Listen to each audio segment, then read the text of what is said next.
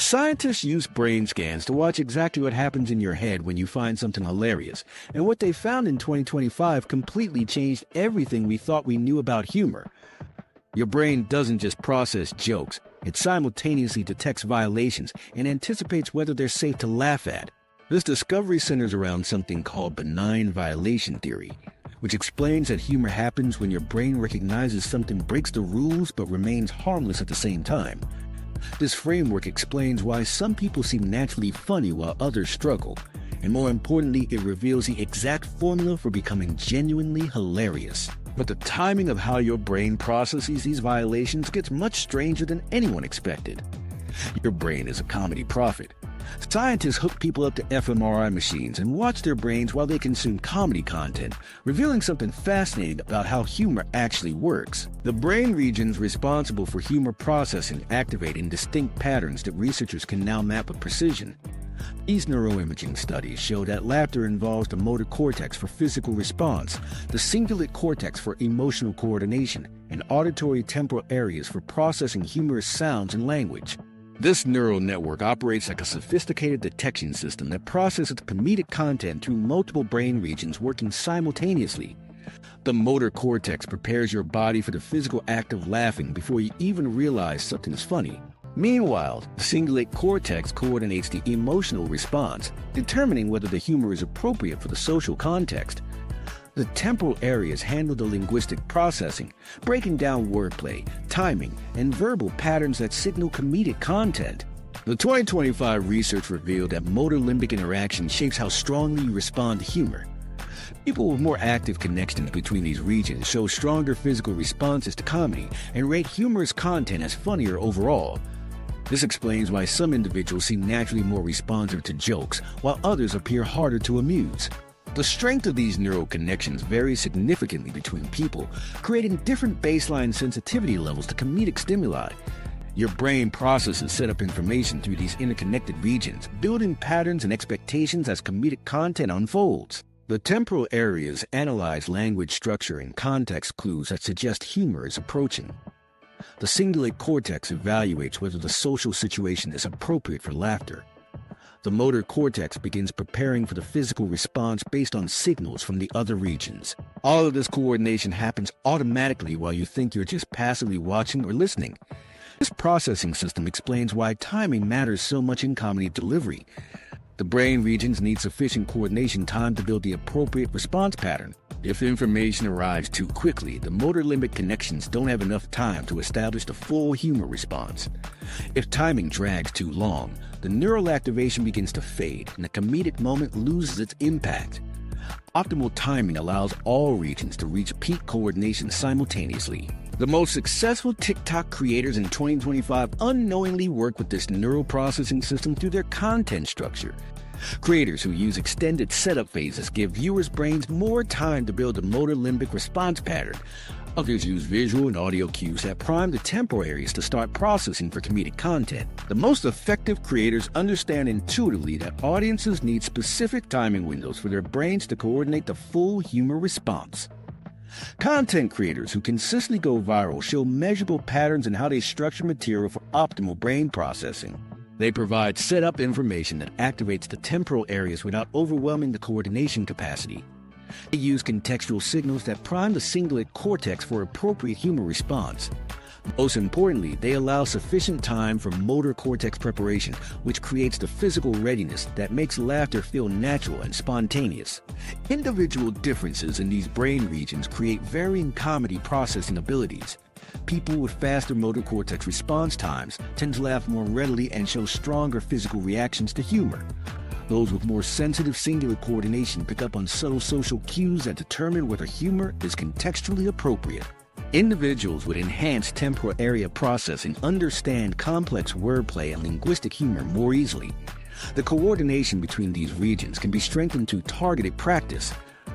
Researchers develop exercises that improve motor limbic connections specifically for humor processing.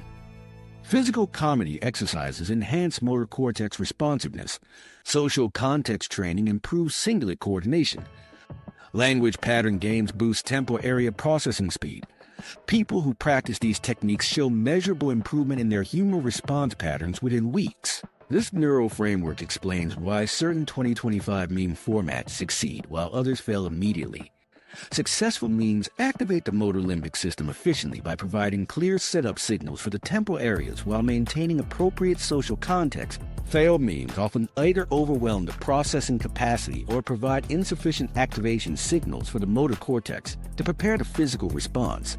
The brain's humor processing system also reveals why comedy formats that worked previously suddenly lose effectiveness. As audiences become familiar with specific patterns, their temporal areas process the setup information more efficiently, reducing the coordination time needed between regions. When processing becomes too automatic, the motor limbic response weakens and the humor effect diminishes. This drives the constant evolution in comedy as creators must find new ways to engage the full neural processing system. Understanding how your brain processes humor provides the foundation for creating genuinely funny content rather than just copying successful formats. When you know how audiences' motor limbic systems coordinate humor responses, you can structure your material to work with their natural processing patterns. You can time your delivery to match optimal coordination windows and provide the right activation signals for each brain region involved. The coordination between motor cortex, cingulate areas, and temporal regions can be deliberately trained to become more responsive and accurate.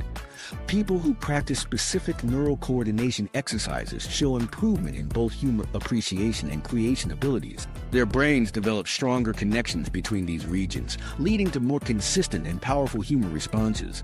Training this neural network involves techniques that most people never associate with comedy development, but the measurable improvements in humor processing speak for themselves. The key lies in understanding that your brain doesn't just passively receive funny content. It actively constructs the humor experience through coordinated neural activity.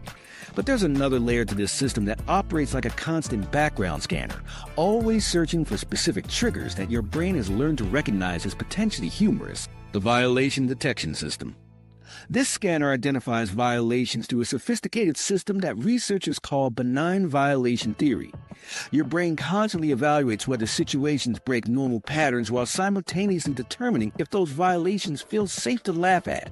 When something violates your expectations but remains harmless, your brain triggers the humor response through specific neural pathways involving the anterior cingulate cortex and prefrontal regions working together with subcortical regulation systems. The 2025 research shows that violation detection happens through multiple brain regions processing information simultaneously. Anterior cingulate cortex identifies when something breaks normal patterns and expectations. The prefrontal cortex evaluates whether that violation poses any real threat to your safety or well-being.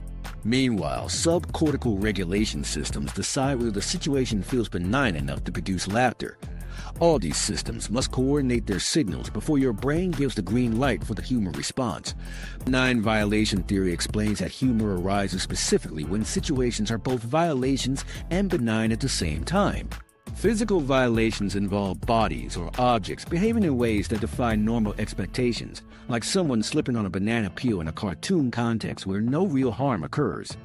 Moral violations happen when social or ethical rules get broken in harmless ways, such as someone making inappropriate jokes at appropriate times with willing audiences. Linguistic violations occur when language gets twisted, words get misused, or communication patterns break normal rules in playful rather than threatening ways. The key insight from 2025 studies is that context determines whether identical violations become funny or frightening. If someone jumps out and startles you when you're alone in a dark parking lot, your brain registers this as a genuine threat and triggers fear instead of laughter. But if the same person jumps out during a surprise party with friends around, the identical violation becomes funny because environmental cues signal safety. Your brain processes the exact same action completely differently based on contextual information that determines whether the violation feels benign. Successful content creators have developed intuitive understanding of how to create violations that feel completely safe to laugh at. They push boundaries without crossing into territory that makes people uncomfortable. A creator might film themselves having a completely serious conversation with their pet about complex philosophical topics, which violates social norms about appropriate conversation partners and subject matter, but remains harmless because everyone understands pets don't actually engage in philosophical discourse. The violation is clear, the context is benign, and the result is content that people find genuinely funny. Timing plays a crucial role because the same violation can be threatening or hilarious depending on when and how it's presented. Your brain needs sufficient processing time for the anterior cingulate cortex to identify the violation, while the prefrontal cortex evaluates the threat level. If violations happen too quickly, the threat assessment system doesn't have enough time to determine safety, leading to confusion rather than laughter. If timing drags too long, the violation detection fades and the comedic moment loses its impact. This violation processing system explains why certain content works on specific platforms but fails on others. The same video that gets millions of views on TikTok might bomb completely on LinkedIn because the social context changes how viewers' brains evaluate whether violations are benign. Professional networking environments prime people's prefrontal cortex to be more sensitive to potential threats, making violations that seem harmless in casual settings feel inappropriate or risky in business contexts. Your brain's violation detection abilities can be strengthened through conscious practice and exposure. People who regularly consume diverse comedy content develop more sophisticated detection systems that can identify subtle violations others might miss. Their anterior cingulate cortex becomes more sensitive to pattern breaks, while their prefrontal cortex gets better at quickly assessing whether violations are truly benign. This enhanced processing ability explains why some people seem naturally funnier than others. The violation detection system also reveals why personal humor preferences vary so dramatically between individuals. Your brain's threat assessment calibration depends heavily on your personal experiences, cultural background, and learned associations. Violations that feel completely safe to one person might trigger threat responses in someone else based on their unique neural programming. This individual variation explains why comedy that works for some audiences completely fails with others.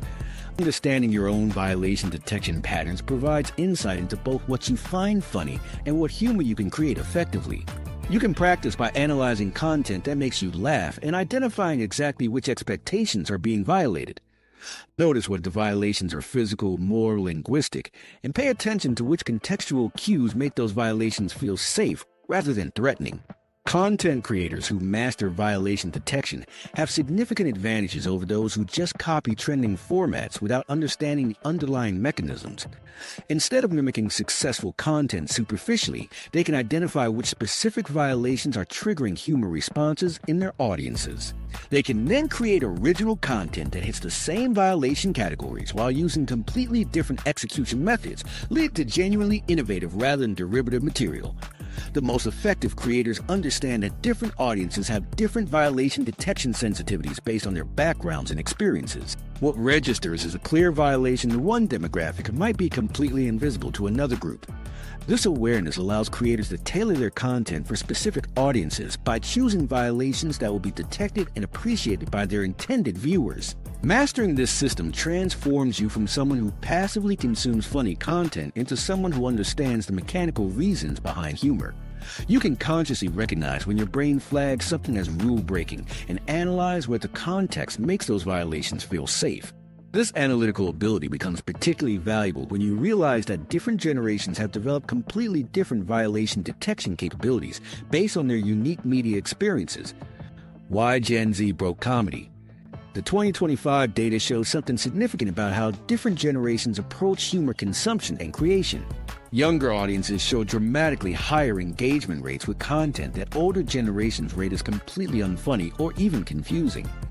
These differences stem from cultural exposure patterns rather than fundamental brain rewiring, but the practical impact on comedy creation remains substantial. Growing up with different media consumption patterns has shaped how various age groups recognize and appreciate humor violations. While older generations learn to recognize violations through linear exposure to traditional comedy formats like television shows and movies, younger audiences develop their humor appreciation through rapid-fire social media content where multiple elements compete for attention simultaneously. This exposure difference created distinct preferences for how humor should be structured and delivered. Younger audiences respond strongly to micro-violations that completely bypass older generations' attention patterns. These micro-violations involve tiny breaks in expected patterns that last brief moments and often require cultural context that emerged recently. A single social media video might contain multiple micro-violations embedded in visual elements, audio cues, text overlays, and timing patterns. Younger viewers process these simultaneously and find the combination entertaining. while older viewers miss most of these violations because they focus on different content elements. Traditional joke structures often fail with younger audiences because they expect rapid violation patterns instead of the classic setup, punchline format. The traditional structure builds tension through setup, creates anticipation, then delivers a single violation as the punchline. Younger audiences find this pacing slow because they're accustomed to content that delivers multiple violations quickly. They lose interest during setup phases because their attention moves toward processing other content elements. By the time the punchline arrives, their focus has shifted elsewhere. Meme culture created an entirely new language of violations that operates outside traditional comedy structures. Instead of setup punchline formats, memes use shared cultural references to create instant violations that require no explanation or build-up. A single image with text can trigger multiple violation categories simultaneously by referencing previous memes, subverting expectations about image-text relationships, and breaking social communication norms. This violation language evolves constantly as new memes build on previous ones, creating layers of meaning that require extensive cultural context to understand. Younger audiences find random, absurd content hilarious because their media consumption habits normalize rapid context switches, random content juxtapositions, and absurd combinations that would never occur in traditional linear media.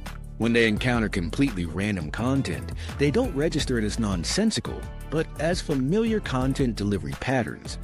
The randomness becomes a recognizable format that triggers positive responses rather than confusion. Their humor appreciation systems are calibrated to find entertainment in chaos rather than structured narrative. Older viewers get confused by the same content because they expect logical connections between elements. They look for setup, punchline relationships, cause and effect sequences, and narrative structures that make sense within traditional comedy frameworks. When presented with random, absurd content, they spend mental energy trying to find logical connections that don't exist. This creates cognitive load instead of humor response. They're essentially trying to apply familiar analysis patterns to unfamiliar content structures. Younger audiences have developed abilities to process multiple violation layers simultaneously through parallel attention, rather than sequential analysis. While older viewers analyze violations one at a time, younger audiences scan for multiple violation types across different content elements simultaneously. They can process social violations in the audio, logical violations in the editing, and cultural violations in the editing, and cultural violations in the text overlays all at once. This parallel processing ability allows them to extract humor from content that appears overwhelming or incomprehensible to sequential processors. The 2025 engagement data shows dramatic generational splits in comedy consumption patterns. Content that gets massive engagement from younger audiences often receives negative responses from older viewers who rate it as confusing, annoying, or simply not funny. Meanwhile, content that older generations find hilarious often gets ignored by younger audiences who find it too slow or predictable.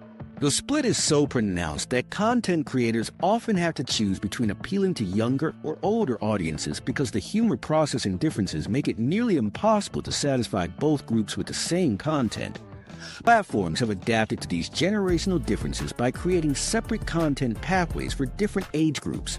The same platform will show completely different content to users based on their age. Demographics, because the engagement patterns vary so dramatically.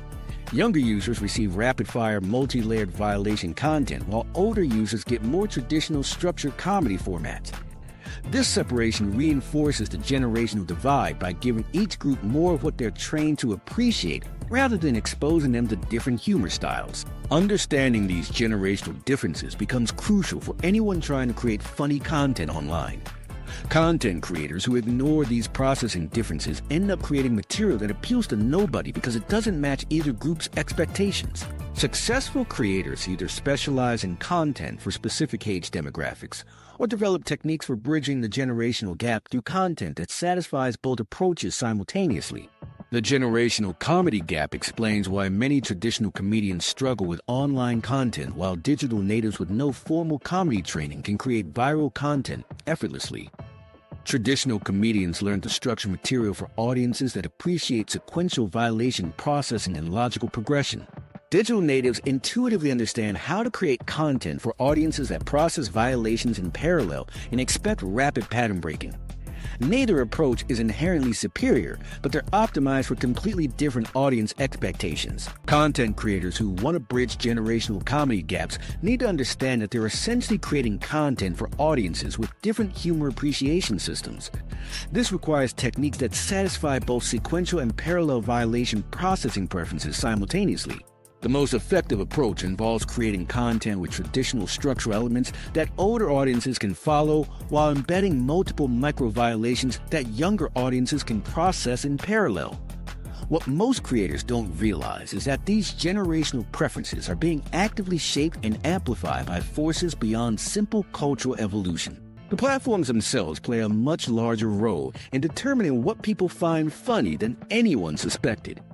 The algorithm comedy conspiracy. Social media algorithms amplify specific types of humor content based on engagement patterns, creating feedback loops that shape what becomes popular online. When you laugh at content and share it, platforms track these behaviors to identify which comedy elements consistently drive engagement. The algorithm then promotes similar content to more users, creating artificial trends around certain joke formats while others with comparable comedic value get buried. This process explains why some violation patterns explode across platforms, while equally clever approaches remain invisible. The 2025 data reveals how algorithmic promotion creates comedy trends that bypass natural human development. Platforms identify specific visual elements, audio cues, and timing patterns that generate high engagement rates. They amplify content containing these elements regardless of whether the underlying humor demonstrates genuine creativity or originality. Your feed becomes filled with content that hits the same algorithmic triggers repeatedly, training your brain to expect these patterns as a standard format for online humor. This feedback loop between algorithmic promotion and content creation operates through measurable engagement metrics rather than comedic quality assessment. Platforms promote content that generates clicks, shares, and watch time. Creators notice which elements drive algorithmic success and incorporate more of these elements into their content. The algorithm identifies these successful patterns and promotes similar content even more aggressively. This cycle continues until creators converge on virtually identical approaches that satisfy algorithmic preferences rather than exploring diverse comedic possibilities. Benign violation theory explains why certain content patterns succeed algorithmically while others fail. Content that creates clear violations within safe context generates strong engagement because viewers feel comfortable sharing material that breaks rules without causing genuine offense. Physical comedy violations like harmless pranks or unexpected reactions get amplified because they trigger laughter without creating social risk who share them. Moral violations that push boundaries playfully but remain obviously harmless also perform well because they satisfy the benign violation formula that drives both laughter and sharing behavior. Certain joke formats explode while others with similar structures fail because algorithmic systems evaluate content based on engagement metrics that can be influenced by technical optimization rather than pure comedic merit. Two creators can use identical violation patterns, but the one who better understands thumbnail design, caption writing, and posting timing will achieve massive reach while the other gets minimal visibility. Success becomes determined by technical optimization skills combined with comedic ability rather than humor alone. Successful creators reverse engineer algorithmic preferences by analyzing trending content to identify which specific elements drive promotion. They study viral videos to understand which visual patterns, audio elements, and structural components the algorithm rewards. Then they create content incorporating these elements while adding enough variation to avoid repetition penalties. This reverse engineering process leads to content that performs well algorithmically but often follows predictable formulas rather than exploring genuine comedic innovation. The most sophisticated creators use data analysis to track algorithmic changes and adapt their content accordingly. They monitor which violation types are getting promoted each month and adjust their strategies to match current algorithmic preferences. When platforms modify their algorithms, these creators immediately pivot to whatever new patterns are being rewarded. They maintain detailed records tracking which elements correlate with viral success and systematically incorporate winning formulas into their content creation process. This approach creates comedy homogenization across platforms as creators converge on the same optimization strategies. The 2025 data shows dramatic increases in content similarity across different creators, platforms, and geographic regions. Jokes that would have been considered completely different previously now follow nearly identical structural patterns because creators optimize for the same algorithmic signals. The diversity of humor styles has decreased as creators abandon approaches that don't perform well algorithmically, even when they genuinely entertain human audiences. Platform-specific optimization requirements mean creators often produce completely different content styles depending on which algorithm they're targeting. TikTok algorithms reward different violation patterns than YouTube algorithms, which prefer different elements than Instagram algorithms. Creators develop separate content strategies for each platform, becoming algorithmic specialists who adapt their humor style to match whatever system they're trying to satisfy. This fragmentation reduces genuine comedic diversity as creators focus on optimization rather than authentic humor development. Understanding algorithmic humor patterns becomes essential for creators who want sustainable audiences rather than just viral moments. Creators who ignore algorithmic preferences get buried regardless of their comedic talent, while those who understand the system can achieve massive reach even with mediocre content. The most effective approach involves satisfying algorithmic requirements while maintaining genuine comedic value. This requires understanding both technical aspects of how algorithms evaluate content and human psychology of what actually makes people laugh. Content creators who want to work with algorithms while maintaining authentic humor need strategies that satisfy both systems simultaneously. The most effective approach involves understanding which violation types algorithms currently favor and finding creative ways to incorporate those elements into genuinely funny content. Instead of copying successful formats, creators can analyze why certain patterns work algorithmically and develop original content that hits the same optimization triggers through different creative approaches. The algorithmic influence extends beyond individual platforms to shape broader cultural humor trends. When algorithms across multiple platforms promote similar content patterns, those patterns become dominant forms of humor for entire demographics. This creates cultural shifts in what society finds funny that are driven by engagement optimization rather than natural comedic evolution. But there's something even more fascinating happening beneath the surface of this algorithmic influence. When content does break through and achieve viral success, it triggers specific neurochemical responses. The neurochemistry of viral laughter different from these chemical responses create measurably different brain activation patterns when people encounter content they want to share versus content they enjoy privately. Social laughter engages reward circuits, including endogenous opioids that create distinct neurological signatures compared to solitary humor consumption. When you watch something that makes you immediately want to share it with everyone you know, your brain activates additional neural networks beyond those involved in private laughter. Scientists have identified that shareable humor triggers the release of dopamine, serotonin, and endorphins in specific combinations that create an urge to share. The dopamine hits your reward centers and makes you feel good about the content. The serotonin boosts your mood and makes you associate positive feelings with the creator. The endorphins create physical pleasure that gets linked to the act of sharing. This chemical combination differs completely from what happens when you just chuckle at something privately and move on with your day. Dopamine plays the starring role in creating the urge to share funny content because it connects humor to your brain's reward prediction system. When you watch content that your brain thinks will get positive social reactions, dopamine floods your reward centers before you even share it. Your brain gives you a chemical reward for content that it predicts will enhance your social status. This explains why you sometimes feel compelled to share content even when you're not sure why it's funny. Your dopamine system responds to the predicted social value rather than the actual comedic value of the content. Serotonin gets released when you anticipate that sharing content will connect you with other people who share your sense of humor. Your brain produces serotonin when it expects social bonding to occur through shared laughter. This chemical makes you feel good about your relationships and creates positive associations with the content creator. When you share something funny and people respond positively, the serotonin hit reinforces the behavior and makes you more likely to share similar content in the future. Your brain learns that certain types of humor lead to social connection and chemical rewards. Endorphins create the physical pleasure sensation that gets attached to sharing funny content with others. These are the same chemicals that create runner's high and help people endure pain. When endorphins get released during humor consumption, they create a mild euphoric feeling that becomes associated with the sharing behavior.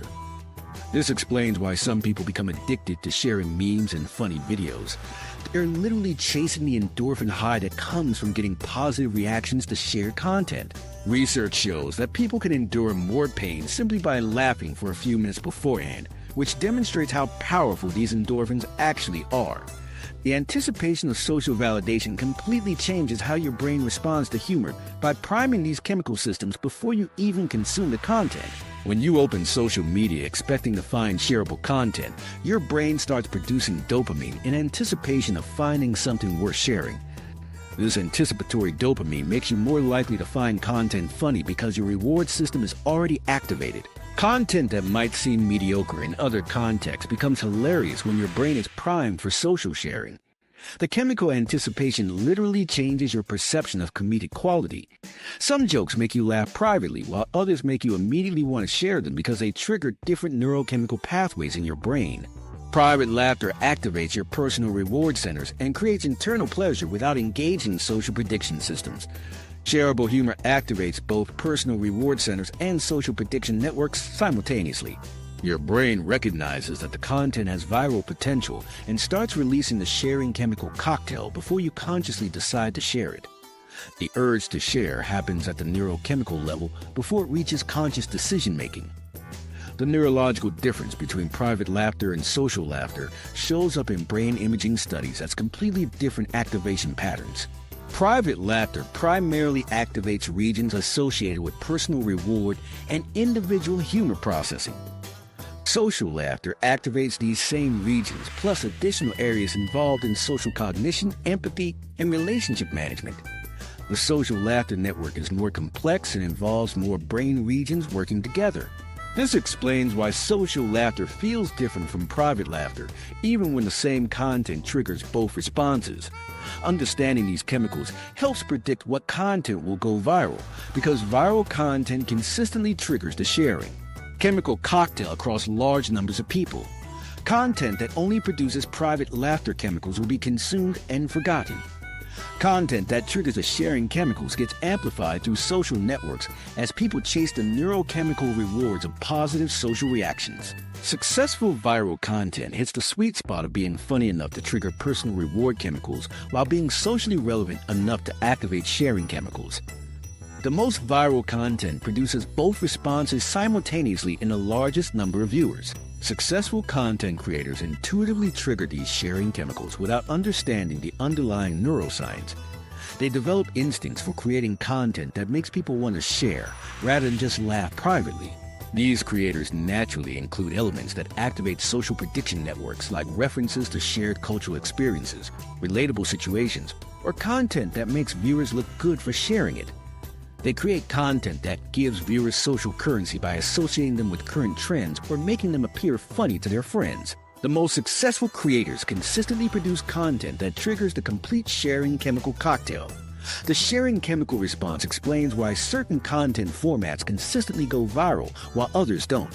Content that makes viewers feel smart, connected, or socially aware triggers stronger dopamine responses because it enhances perceived social status. Content that references shared experiences or cultural moments produces more serotonin because it creates feelings of belonging and connection. Content that surprises viewers or exceeds expectations generates more endorphins because it creates genuine pleasure that gets linked to sharing behavior.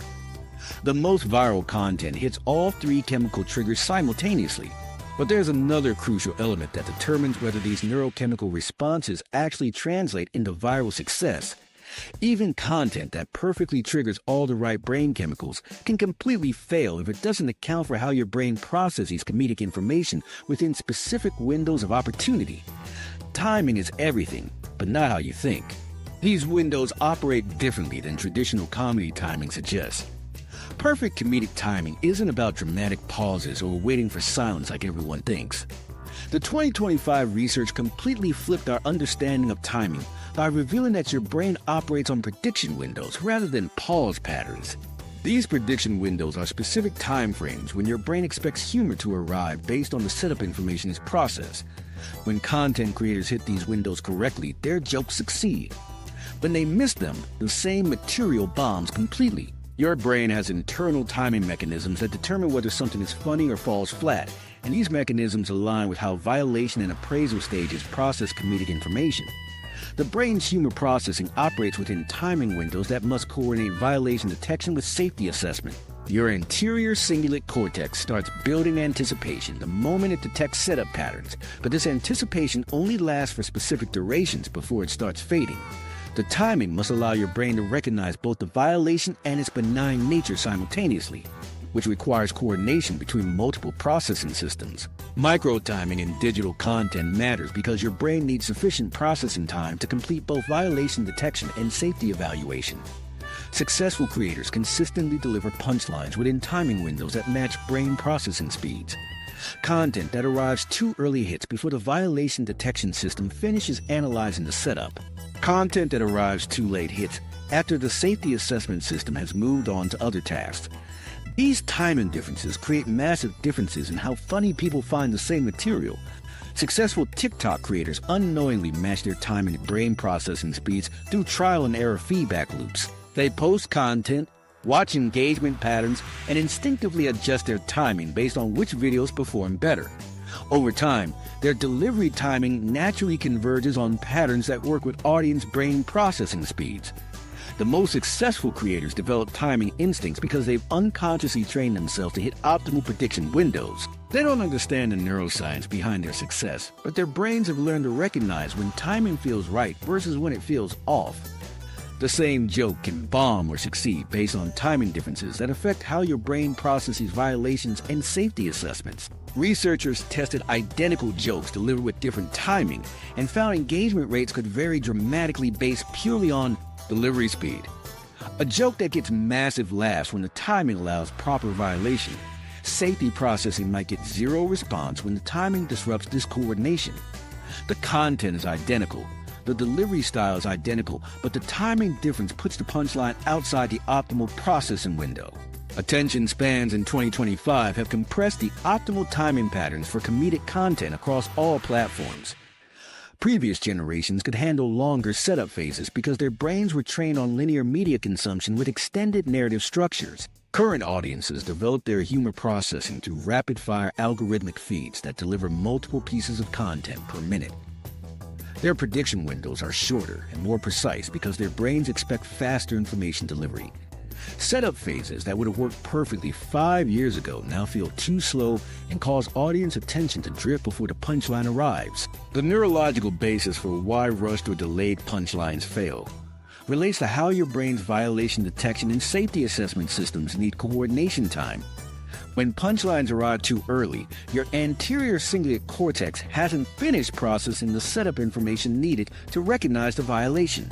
The joke hits before your brain understands what rules are being broken, so the violation detection system never activates. When punchlines arrive too late, your prediction network has already started scanning for new content and the anticipation chemicals have faded. The violation detection still works, but the reward chemicals that make things funny are no longer active. Platform-specific timing requirements exist because different platforms train audiences to expect different information delivery speeds. TikTok audiences expect rapid-fire content delivery because the platform feeds them multiple videos per minute. YouTube audiences can handle slightly longer timing because they're mentally prepared for extended content consumption. Instagram audiences fall somewhere in between because they switch between photos and videos within the same feed. Creators who ignore these platform-specific timing requirements often struggle even when their content is genuinely funny because their timing doesn't match audience expectations. Most creators completely ignore platform-specific timing requirements and wonder why the same content performs differently across platforms. A joke that works perfectly on YouTube might fail on TikTok not because the content is bad, but because the timing is calibrated for the wrong platform. YouTube timing allows for longer setup phases because audiences expect more detailed content. TikTok timing requires compressed setup phases because audiences expect immediate payoffs. Creators who succeed across multiple platforms either adjust their timing for each platform or create content that works within the timing constraints of all platforms simultaneously. Finding your optimal comedic timing involves understanding both your natural delivery patterns and your audience's processing speeds. Most people have instinctive timing preferences based on how their own brains process humor, but these preferences might not match their audience's optimal timing windows. The most effective approach involves recording yourself delivering the same material with different timing patterns and testing which versions generate the strongest responses. This experimental process reveals both your natural timing tendencies and the timing preferences of your specific audience. Timing training can dramatically improve anyone's humor success rate because timing skills respond to deliberate practice like any other performance ability. The training process involves delivering identical material with systematically varied timing while tracking audience responses. Over time, this practice develops intuitive awareness of optimal timing that becomes automatic during content creation. Professional comedians practice their material repeatedly while experimenting with different timing patterns until they find versions that maximize laughs. The difference between creators who occasionally go viral and those who consistently create successful content often comes down to timing consistency rather than content quality. Creators who understand prediction windows can take mediocre material and make it consistently funny through precise timing. But even perfect timing won't help if you're too afraid to experiment and fail, because failure provides crucial feedback that successful attempts simply cannot deliver.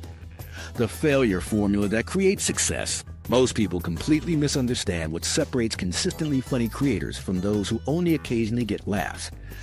Practice, including unsuccessful attempts, can improve comedic timing and delivery through feedback loops that refine your approach over time.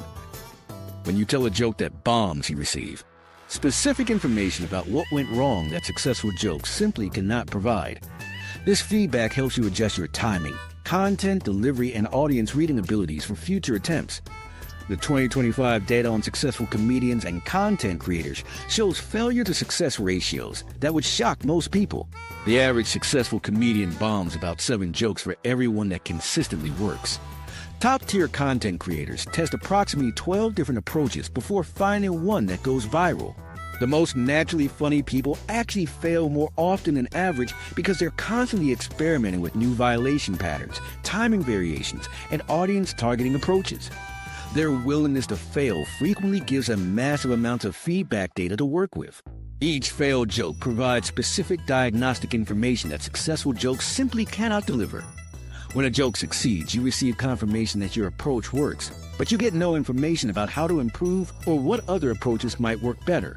When a joke fails, you get detailed information about timing issues, audience misreading, violation-type mismatches, context problems, and delivery failures. This diagnostic information drives improvement and refinement of your comedic approach. People who only tell safe jokes that usually work are essentially starving themselves of the feedback needed for comedy development. The most naturally funny people fail more often because they're constantly pushing boundaries and testing new approaches rather than sticking with what already works. They understand intuitively that comedy improvement requires experimentation, and experimentation necessarily involves failure. These individuals have developed comfort with bombing because they've learned that each failure provides valuable data for future success. They view failed jokes as progress toward better comedy rather than as embarrassing mistakes. This mindset allows them to gather massive amounts of feedback that continuously improves their humor abilities. People who are afraid to fail at jokes never improve their humor skills because they never gather the feedback needed for development. When you only tell jokes you're confident will succeed, you're only using approaches that already work adequately. You have no reason to develop new approaches or strengthen existing ones because you're not receiving failure feedback that indicates improvement is needed. This creates a comedy skill plateau where people stay at their current humor level indefinitely. They might occasionally get laughs, but they never develop the sophistication needed for consistent comedic success. Growth mindset research applied specifically to humor development shows that people who view comedy ability as learnable rather than fixed show dramatically better improvement rates. Individuals who believe they can get funnier through practice and failure show increased willingness to experiment with risky humor approaches. They respond to failed jokes with curiosity rather than disappointment, which maintains the conditions needed for continued learning.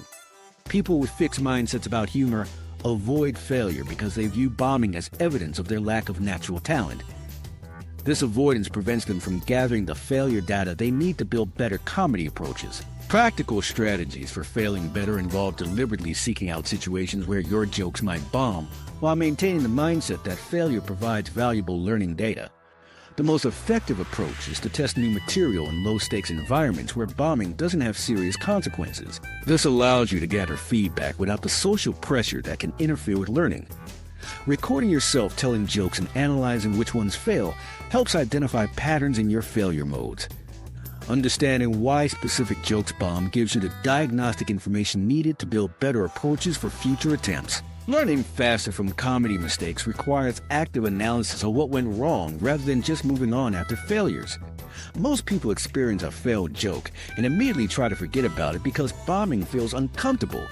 This approach wastes the valuable diagnostic information that failure provides. The more effective strategy involves deliberately analyzing failed jokes to understand which elements caused the failure. Was the timing wrong? Did the violation type mismatch the audience? Was the context inappropriate?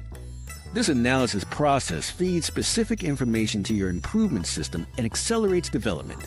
The key to turning failures into comedy success is understanding that each bomb provides specific information about what doesn't work, which is just as valuable as knowing what does work.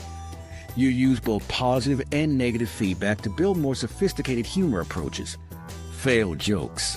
Eliminate approaches that don't work, which narrows down the range of approaches that might work. This process of elimination is essential for developing comedy skills that work consistently rather than just occasionally.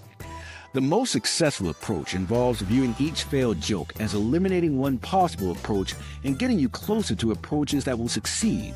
Converting comedy failures into future success requires systematic analysis of what went wrong combined with deliberate practice of improved approaches.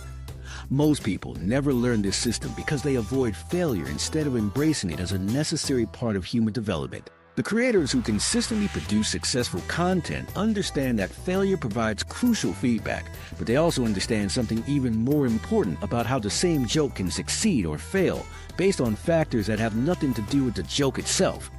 The context manipulation masters. The 2025 content creators who consistently produce viral comedy aren't just naturally funny people.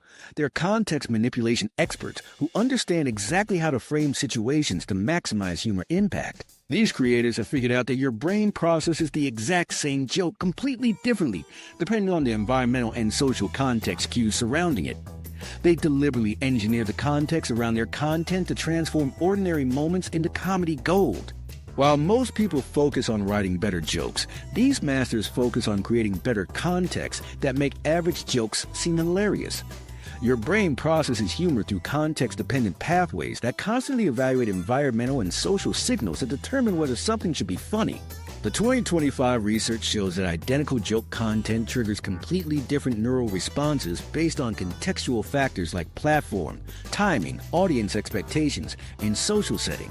Your brain doesn't just analyze joke content in isolation. It simultaneously processes dozens of contextual variables that influence whether the humor response gets activated. The same violation that seems hilarious in one context can feel offensive or confusing in another context because your brain's threat detection system evaluates violations against contextual safety signals. Context-dependent humor research reveals why identical jokes perform drastically differently across different settings, platforms, and social situations. Scientists tracked audience responses to the same comedic content presented in various contexts and found response variations based purely on contextual manipulation.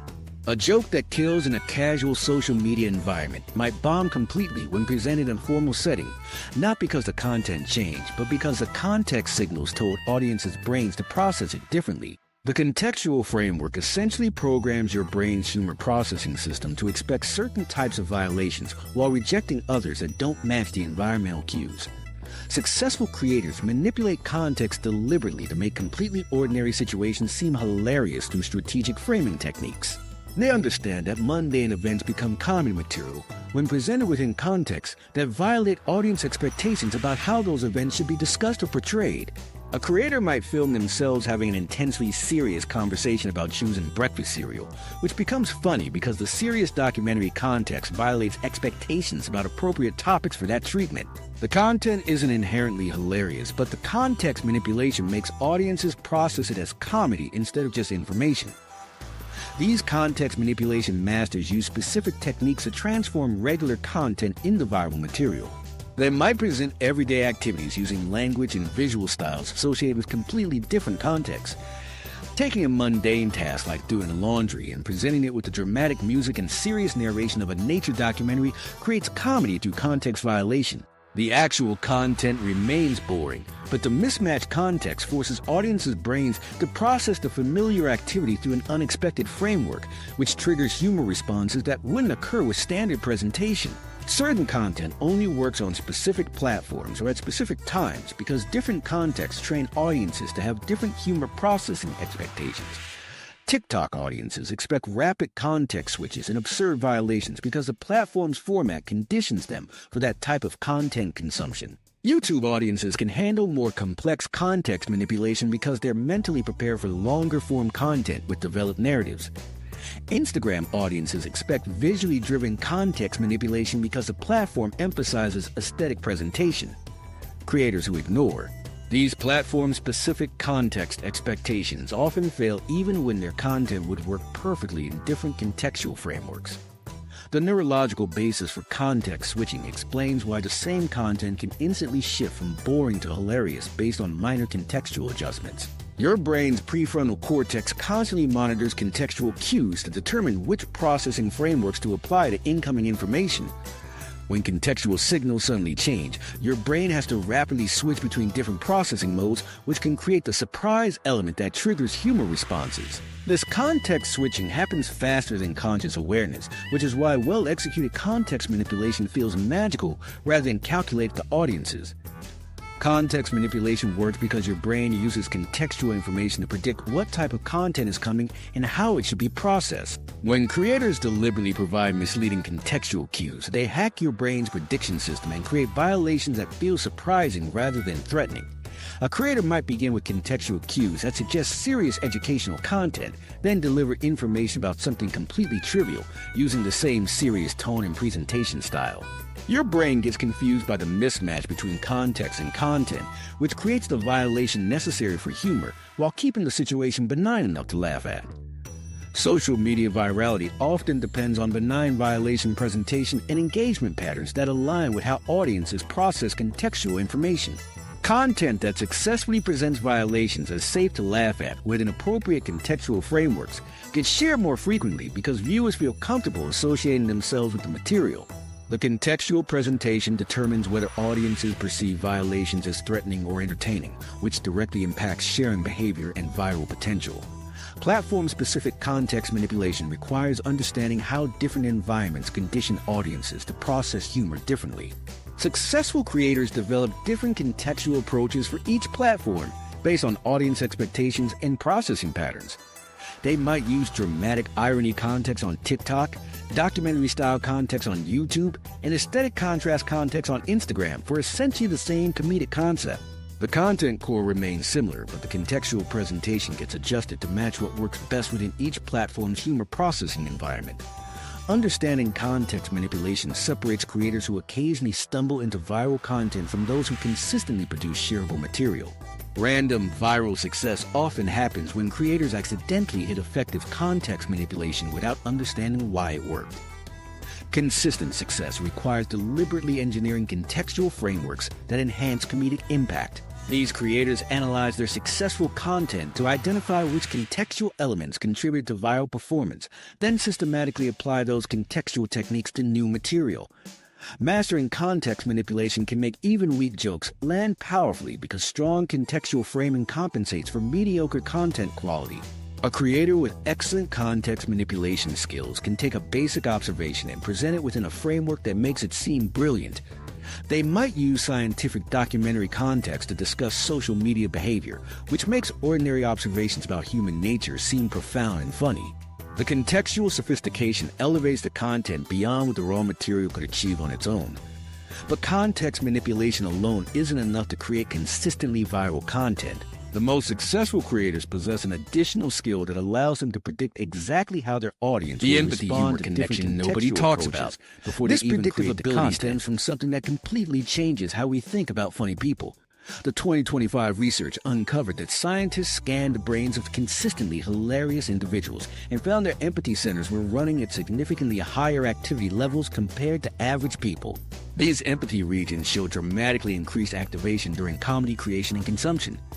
The funniest content creators display the most extreme empathy activity, which explains why they can consistently produce material that resonates with massive audiences. Their brains are literally wired to understand what other people are feeling, and this understanding drives their comedy success more than any technical joke knowledge. Mirror neurons are the secret weapon that nobody talks about in comedy circles. These specialized brain cells fire both when you experience something yourself and when you watch someone else experience the same thing. When you see someone get embarrassed, your mirror neurons activate the same patterns that would fire if you were embarrassed yourself. The funniest people have mirror neuron systems that work over time, allowing them to instantly recognize and replicate the emotional experiences that make audiences laugh.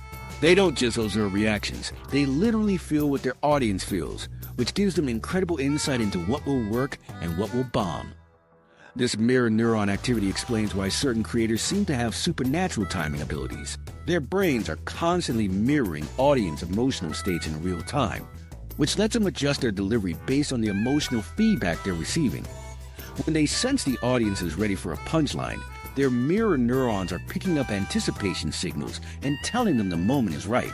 When they detect confusion or boredom, the same system alerts them to change direction or speed up their delivery. This creates the appearance of perfect instinctive timing when it's actually sophisticated emotional processing happening below conscious awareness. The connection between emotional intelligence and comedy success becomes obvious when you look at 2025 data on viral content creators. Individuals with high emotional intelligence scores consistently outperform those with superior technical comedy knowledge but lower empathy abilities. Emotional intelligence allows creators to read audience reactions accurately and adjust their approach accordingly. They understand when their audience is engaged versus when attention is drifting. They recognize which emotional buttons to push to create the strongest responses. Most importantly, they can predict how different audience segments will react to specific content before they even create it. Your brain's empathy networks actually predict audience reactions before jokes get told through a process that researchers are calling preemptive emotional modeling. When empathetic people prepare to tell jokes, their mirror neuron systems run simulations of how different audience members might respond. These simulations happen automatically and provide emotional feedback about whether the planned joke will land effectively. People with hyperactive empathy centers receive detailed previews of audience reactions, which allows them to modify their approach before delivery. This predictive ability explains why naturally funny people rarely bomb. Their brains warn them in advance when material won't work. Socially awkward people struggle with humor despite understanding joke mechanics perfectly because they lack the empathy process, and that turns technical knowledge into effective delivery. These individuals might memorize joke structures, study comedy theory, and understand violation patterns intellectually, but they can't connect with audiences emotionally. Their mirror neuron systems don't provide the real-time audience feedback that drives successful comedy timing. They deliver jokes mechanically rather than responsively, which creates content that feels scripted rather than naturally funny. The technical knowledge exists, but the emotional intelligence needed to apply it effectively is missing. The 2025 research revealed a direct connection between empathy levels and comedic timing accuracy. Participants with higher empathy scores showed dramatically better timing in controlled comedy delivery tests. Their brains could sense optimal punchline moments because their empathy networks were tracking audience emotional build-up patterns. Lower empathy participants delivered the same jokes with identical technical accuracy but missed optimal timing windows because they couldn't feel when audiences were emotionally ready.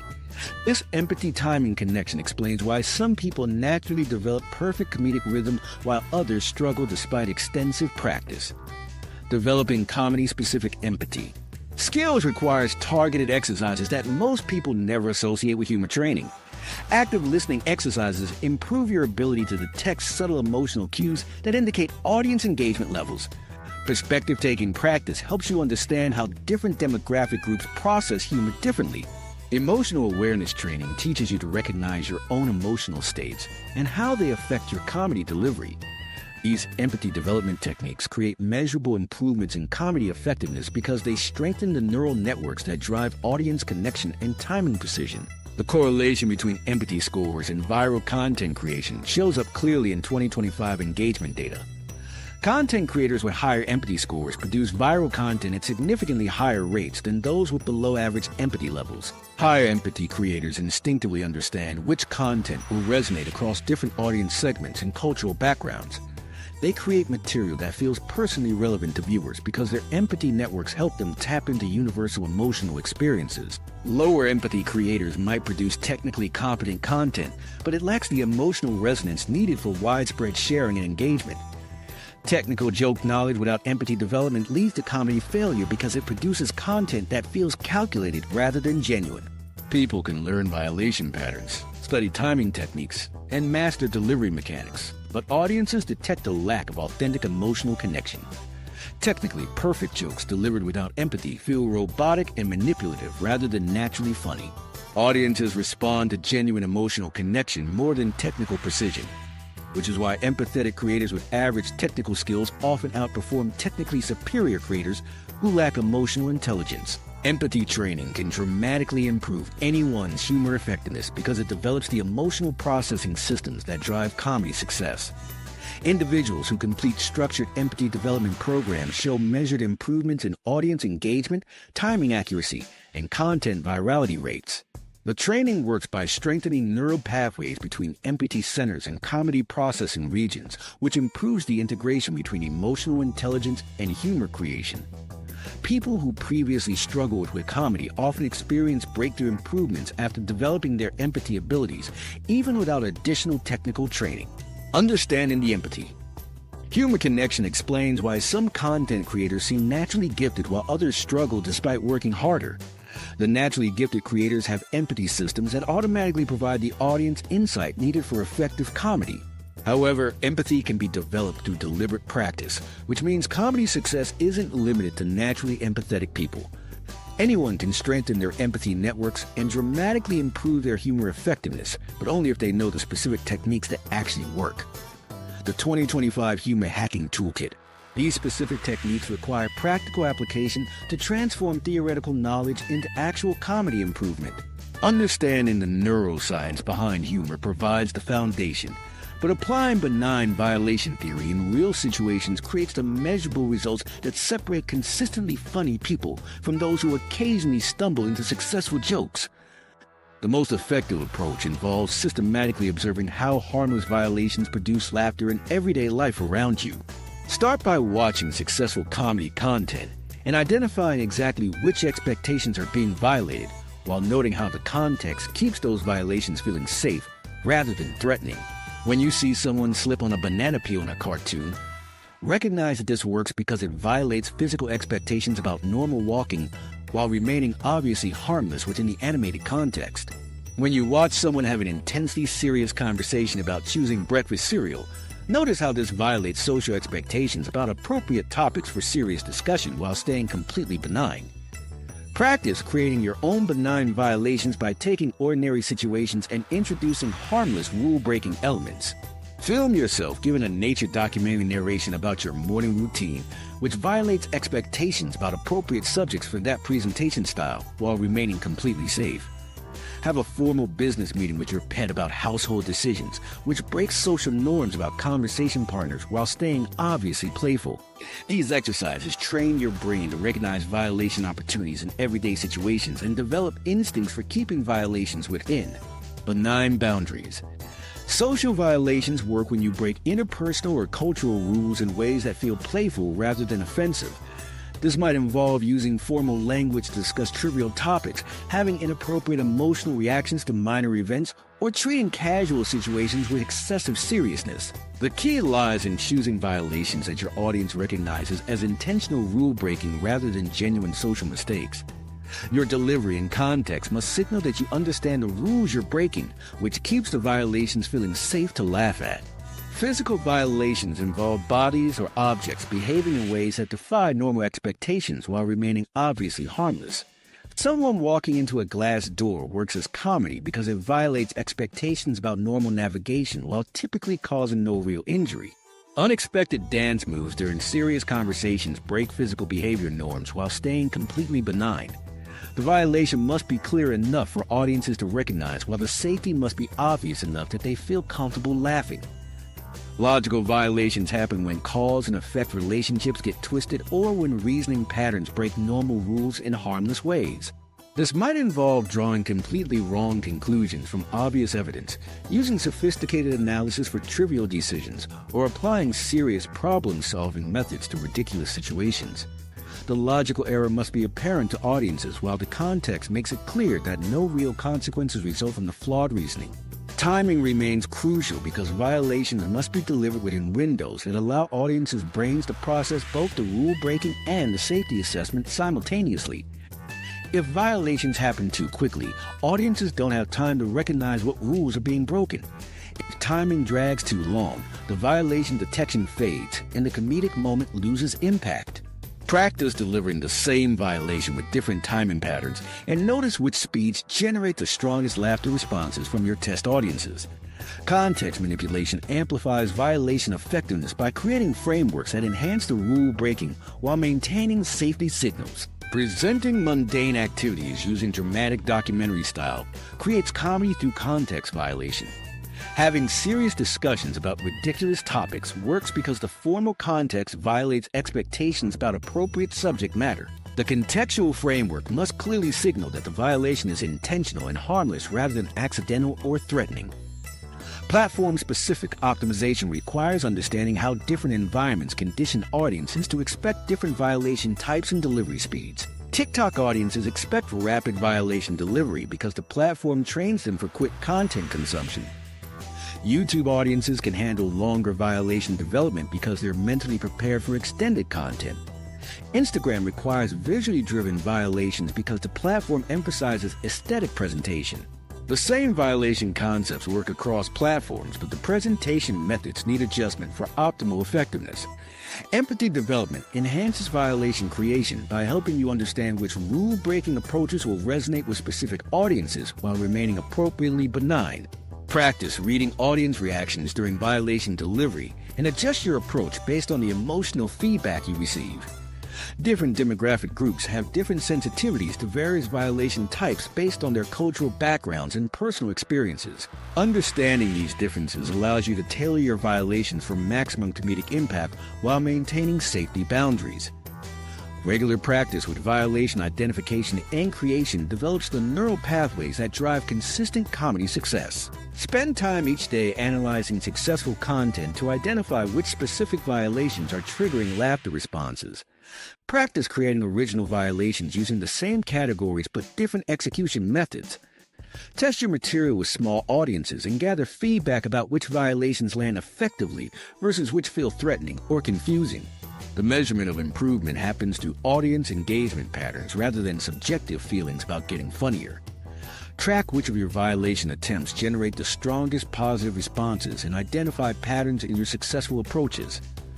Notice which violation types work best with your natural delivery style and audience preferences. This feedback data guides your development toward violation approaches that consistently produce laughter rather than confusion or discomfort. Understanding benign violation theory transforms comedy from mysterious talent into systematic skill development. You can consciously recognize violation opportunities in everyday situations and deliberately create content that breaks rules safely. This analytical approach provides a foundation for developing genuine humor abilities rather than just copying successful formats without understanding why they work. The science reveals that comedy effectiveness depends on specific neural processing systems that can be strengthened through targeted practice and conscious application of violation principles in real-world situations. What this research ultimately reveals is that humor arises from harmless violations processed through overlapping brain circuits that everyone already possesses. Your brain's anterior cingulate cortex identifies violations, your prefrontal cortex evaluates safety, and your motor regions coordinate laughter responses. These systems work together automatically when you encounter benign violations in everyday situations. The key insight from benign violation theory is that funny content consistently breaks expectations while remaining obviously safe to laugh at. Physical violations like cartoon slips, moral violations like inappropriate conversations in appropriate contexts, and linguistic violations like formal language for trivial topics all trigger laughter when they feel harmless rather than threatening. You don't need special comedy talent to create consistently funny content. Start observing how successful violations work in the content you already consume, then practice creating your own harmless, rule-breaking moments in everyday situations.